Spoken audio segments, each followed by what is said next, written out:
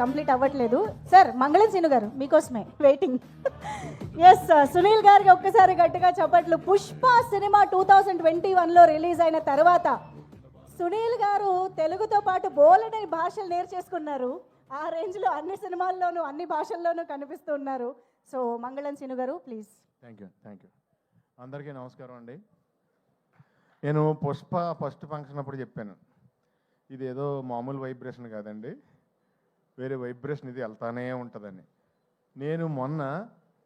నేను స్పెయిన్లో షూటింగ్కి వెళ్ళి షూటింగ్ నుంచి ఎర్లీ మార్నింగ్ లొకేషన్ షిఫ్ట్ అవ్వాలండి. నైట్ 10 o'clockకి అక్కడ రెస్టారెంట్లన్నీ క్లోజ్ అయిపోతాయి. ఒక గ్యాస్ స్టేషన్ దగ్గరికి వెళ్ళాం, 9:45 అయింది.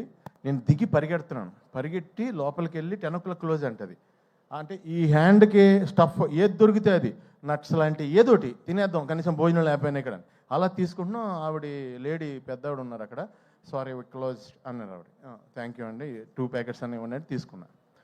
తర్వాత సెట్ చేస్తున్నాం అండి నియర్ బై రెస్టారెంట్లు ఏమో ఉన్నాయని. కబాబ్ పాయింట్ అని ఒకటి ఉందండి.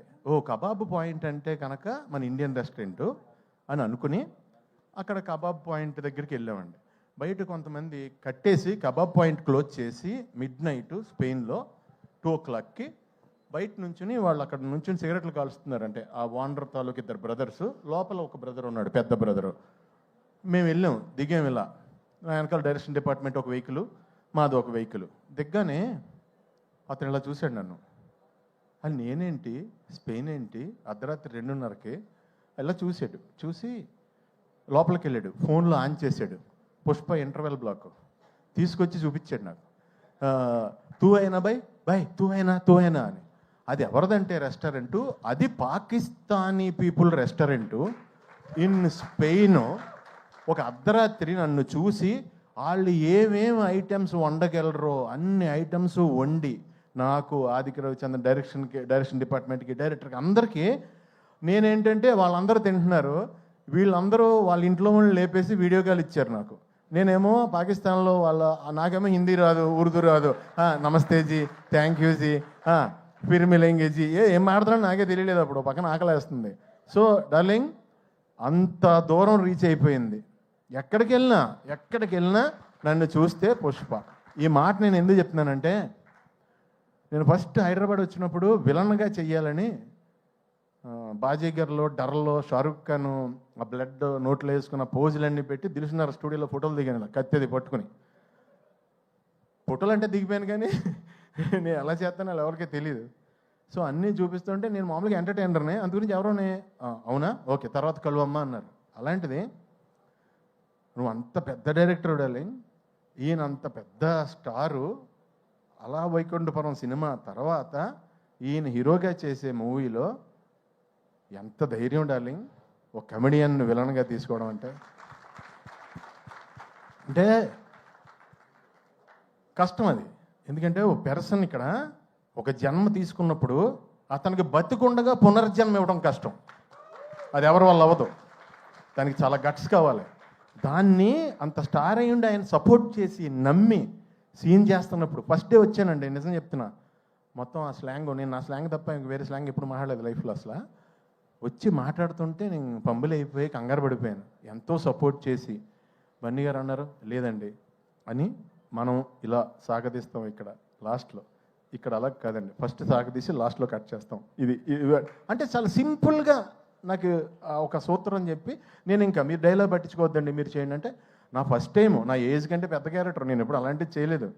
సో నెతుక్కుంటూ నాకు నిజంగా డార్లింగ్ ఈ రోజునే నిజం చెప్తున్నాను, తమిళ్, కన్నడ, మలయాళం అందరూ టూ మచ్ ఆఫ్ రెస్పెక్ట్ ఇచ్చి చాలా మంచి క్యారెక్టర్లు ఇచ్చి నువ్వు ఇచ్చిన పునర్జన్మ జెండా వాళ్ళందరూ కూడా కంటిన్యూ చేస్తున్నారు. చాలా చాలా చాలా థ్యాంక్స్. ఒక్క మాటలో అంటే మీకు బన్నీ గారు, మీ కష్టం ఎంత ఉంటుందంటే, దేవుడు వచ్చి బాబు ఇంకొద్దు నేను ఇచ్చేస్తున్నా, ఇంక కష్టపడద్దు ప్లీజ్, అంత కష్టం అండి బాబు, అంత కష్టం అండి బాబు. ఎందుకంటే కష్టానికి ఇంకా జాతకం ఏం ఉండమంటండి, కష్టానికి సచ్చినట్టు నేచర్ ఇచ్చి తీరాలంట. మీరు ఆ కష్టాన్ని నమ్ముకున్నారు. లేకపోతే ఇక్కడ కూర్చుని ఆల్ ఇండియా రేంజ్లో బిగ్గెస్ట్ ఫిలిం కొట్టాలంటే నిజంగా ఎంత కష్టపడాలండి. It's impossible actually. మీరు అందరూ కలిసి పాసిబుల్ చేశారు. మీరు మీ కష్టానికే ఎప్పుడు మీకు దేవుడు 10 ఇంతలు న్యాయం చేయాలని మనస్ఫూర్తిగా కోరుకుంటున్నాను. ఫైనల్గా ఒక లైన్లో ముగించేస్తాను. డార్లింగ్, నేను లోకల్ ప్రొడక్ట్, దానికి ఒక ముద్ర వేసి దాన్ని ఎక్స్పోర్ట్ క్వాలిటీ ప్రొడక్ట్ చేసావు డార్లింగ్. I'm exporting now. చాలా హ్యాపీగా ఉంది. రకరకాల క్యారెక్టర్లు, వెరైటీ క్యారెక్టర్లు చేస్తుంటే ఫస్ట్ ఆర్టిస్ట్గా మార్నింగ్ లొకేషన్కి వెళ్ళగానే ఎంతో హ్యాపీగా ఫీల్ అవుతున్నాను. చాలా thanks darling. Thank you sir Bunny గారు. Thank you so much. Wishing you all success forever forever forever. Darling, all the best. Wishing you all success forever forever forever. మా daddy అక్కడే ఉన్నారు, మీ daddy అక్కడే ఉన్నారు. ఆయనకు కూడా ఆయనకి thanks చెప్పమని చెప్తా. ఓకేనా? Love you. Wow, that was amazing Sunil గారు. సునీల్ గారి మార్క్ స్పీచ్ మళ్ళీ చాలా రోజుల తర్వాత మేము విన్నాం లేదా? నేను నిజంగా ట్రై చేయలేదండి. ట్రై చేస్తే ఇలా రాదు. ట్రై చేయలేదు, అనుకుంటే కక్కేసాను అంతే. తెలుసండి, మనసు పొరల్లోంచి ఆటోమేటిక్గా వచ్చింది, అర్థమవుతుంది. Thank you so much. Thank you so much Sunil గారు.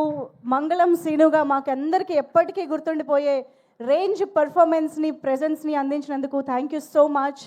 And now let me welcome Ganesh Acharya master on to the stage.